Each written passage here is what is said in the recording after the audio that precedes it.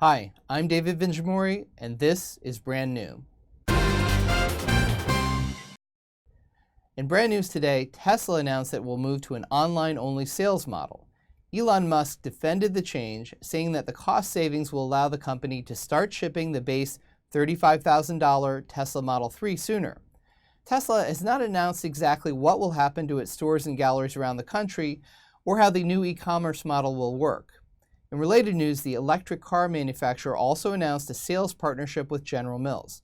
Just 250,000 box tops gets you a new Model 3.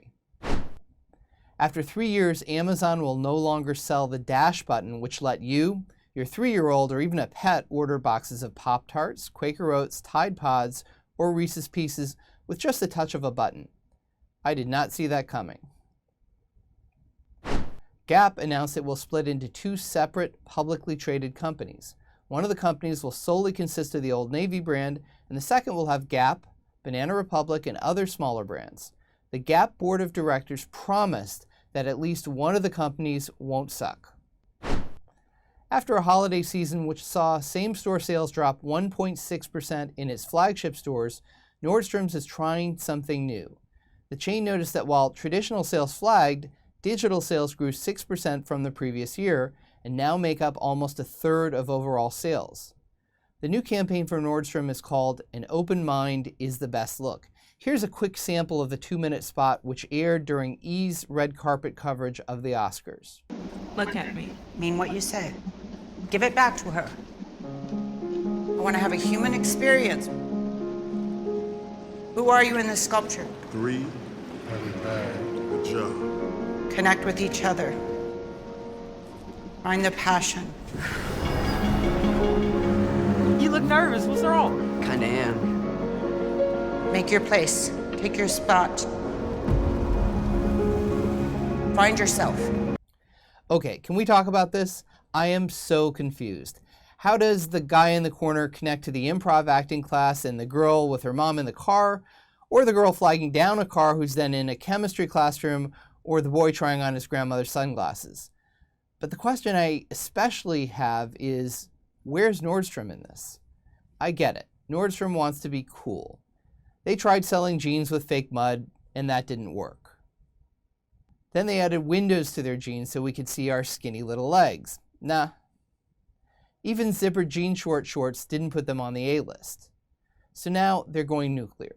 They're doing what brands do when they want to feel relevant, and the CMO wants to fly to France and get a Cannes Lion awards before spending a week at the beach. It's good for the director, the cinematographer, the ad agency, the CMO, and all the actors that get exposure, but nobody is ever going to remember that this 2 minutes of beautiful vacuousness was supposed to build the Nordstrom brand.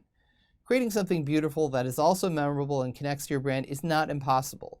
Ralph Lauren ads have an iconic look you can spot immediately.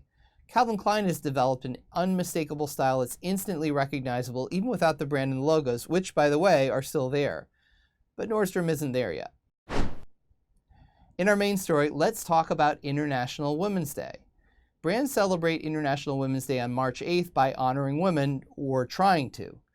Budweiser managed to redesign 3 classic beer ads from the 1950s without making them feel less sexist. Old Navy bragged that 72% of their leadership is female. That's an oddly specific number. Old Navy, why not promote a couple more women and get to 3/4 if you're going to brag? All of which reminds us of last year when McDonald's gave us upside-down arches, which apparently signaled that every other day of the year the chain stood for men. There were lots of other tributes from brands, some just as awkward, but others that were genuinely touching and heartwarming. But there's a problem with days like this.